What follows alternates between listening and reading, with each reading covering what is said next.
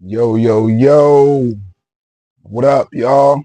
We back with another great show for y'all today. Welcome back to the Think Black podcast. I am your one and only host, Black. What's up, man? What's up with y'all? Appreciate y'all for rejoining me again. Appreciate y'all for coming back. Appreciate y'all for having me, man. Coming to listen to you guy. You know what I mean? Hope y'all all doing good. As I always say, I hope y'all staying out the way, staying blessed up, staying cool, and just staying y'all, and most importantly, thinking black. You know what I'm saying? You gotta always think black. Any decision you make, think black. But hey, y'all, man, what's up? Talk to me, people. I want to hear y'all beautiful voices, see y'all beautiful comments, things like that.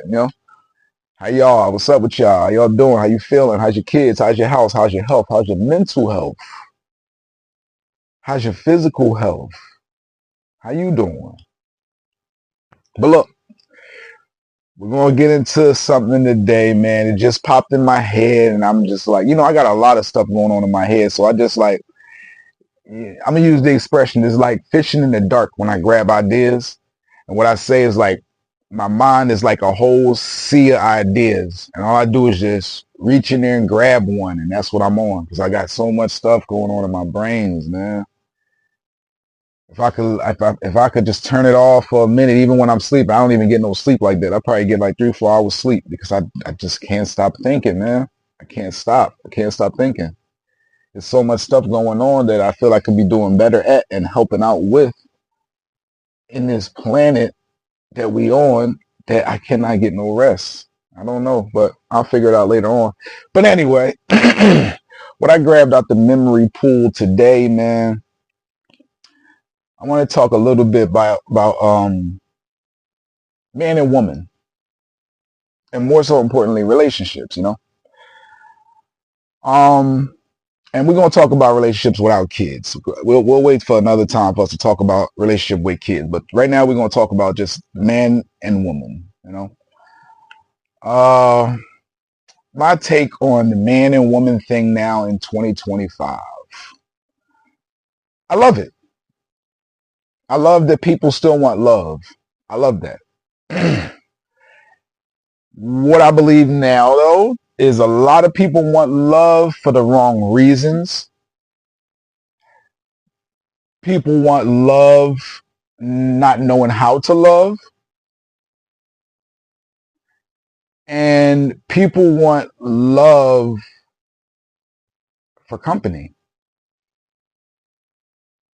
What I mean by that company? What you talking about? What I mean by like company is just so they know somebody's there that loves them.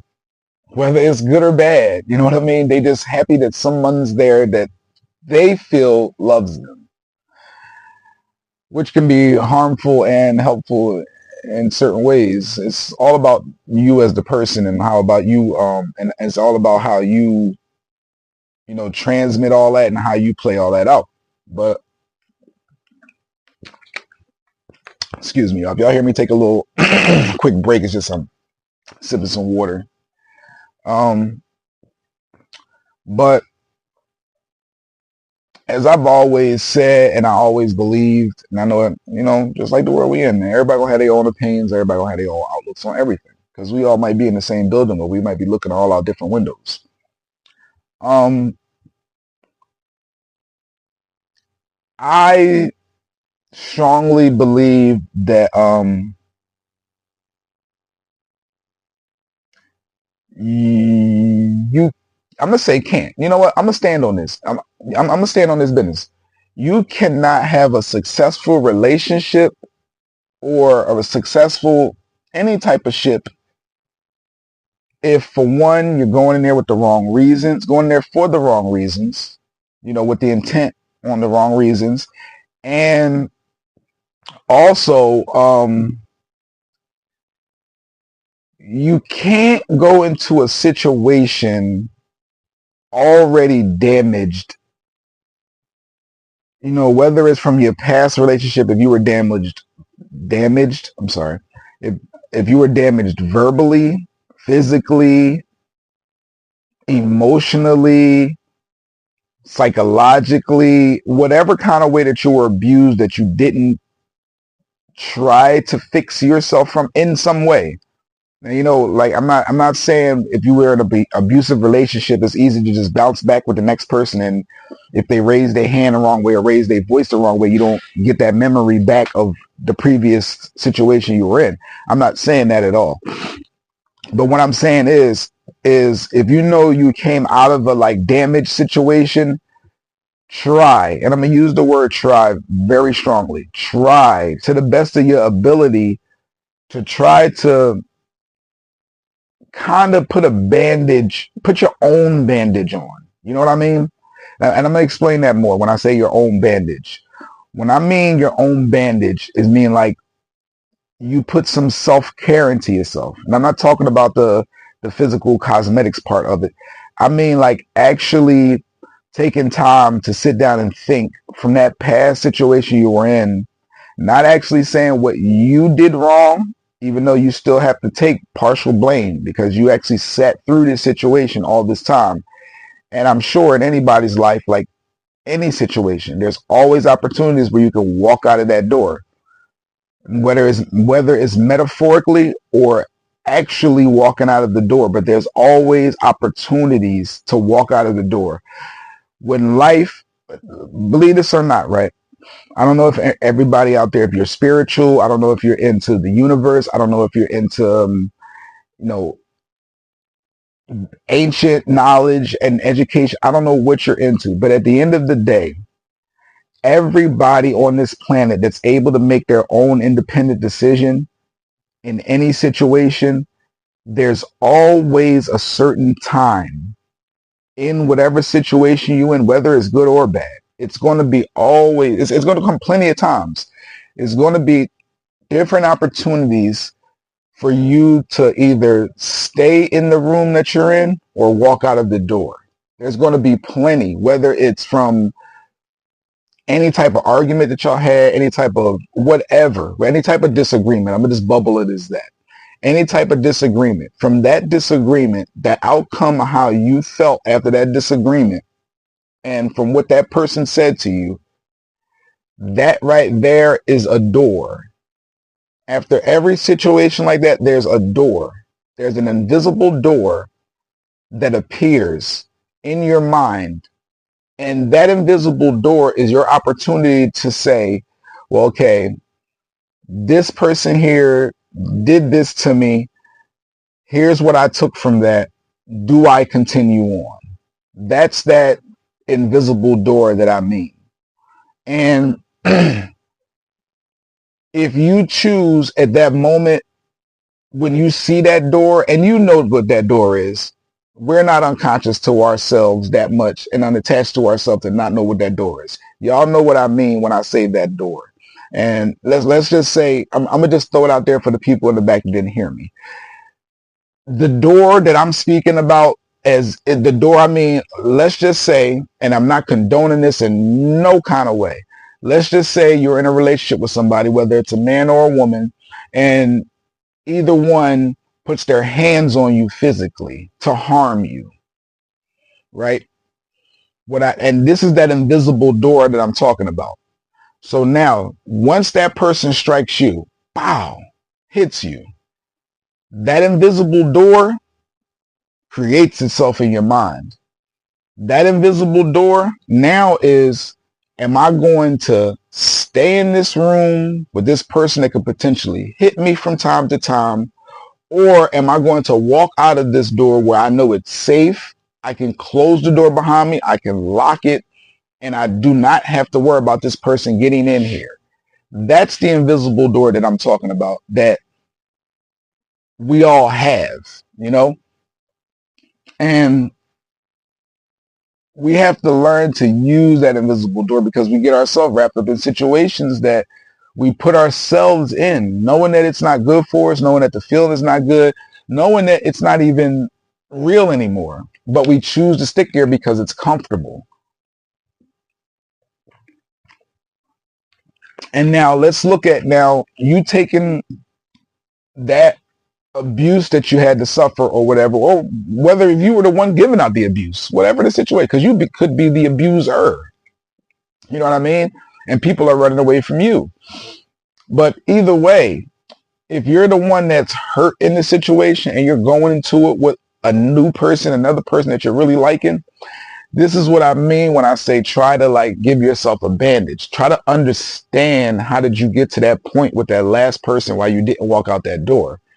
When you get that understanding and you get the knowing yourself in less terms, knowing yourself, knowing, what you're able to do, what you're able not to do, what you're able to handle, what you're not to handle, you can take that bandage that you put on yourself into the next situation.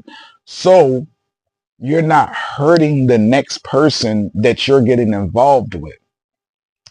Because the hurt that you've been through, you can pass that off to the next person, because when you deal with the next person and they really, really, really, really, really want to be into you, they're going to have to feel your pain through what you went through. If they're really down for you, they're going to have to feel your pain, whether it's from you talking about it, whether it's from you going through certain things because of it, whether it's from you reacting in certain ways when certain things are said to you. It's like everything plays a part in that, and it's like, do you really want to just go to somebody else knowing you're not fully healed? And do you just want to take 100% damage you over on that person and say, now it's your job to take care of me and make sure I'm mentally good now and make sure I'm over this last experience? Do you really want to put that on that person, not even taking into consideration what they probably went through in their last situation and how damaged they are also, and might need some help, might need some guidance, might need something from you? So it's like two hurt people expecting something from each other that's impossible to give each other, because we're not fully like together as a person, like independently as a person. We're not put together, but we're trying to make something work. Like, you can't put two bad things together and hoping that something good is going to come out. And like I said, don't get me wrong, you have situations where things work out, but I would rather it be more common than rare. You know what I mean? So with that being said, I'm just like, your world, I'm going to look at it like, I'm going to try to put it like this real fast, because I'm not going to hold y'all up too long. You have your own world. The next person you meet has their own world. If your world has a bunch of like chaos and a bunch of despair and a bunch of misery and depression going on and things of that nature, in the other person's world, they've learned to fix their world. They've learned to grab their world. They've learned to understand their world. They've learned to control their world in certain ways of how I'm saying. I don't mean their actual world, but the world that they're in, their space. They've controlled that. So look at them that's learned over the years to control their space. You didn't want to control your space. You just let your space grow out of control. And now you're trying to blend. Now what we're going to do is, I got my left and my right hand up. Now we're going to try to put those two worlds together. Your messed up world and my good world. How do you think that's really going to turn out? As much hard as that person had to do and fight to get all that negativity out their life, all that, those people away from him, just to have you bring that back into that person's life. You know what I mean? It's like, it's not right. But people going to do what they're going to do. But that's just my little piece of thing on that. You know what I'm saying? I just feel as though you should just try to mend yourself first before you try to go to the next person, ask them for the full help. You know what I'm saying? Because it can be a burden on somebody, and people they'll have to just walk away from you. Yeah, but that's just my little piece, man. I appreciate y'all for stopping in, and as always, I'm sorry. This is your host, Black Man, back with another episode of Think Black Podcast. Appreciate y'all for stopping in, man, and y'all stay safe out there. Peace.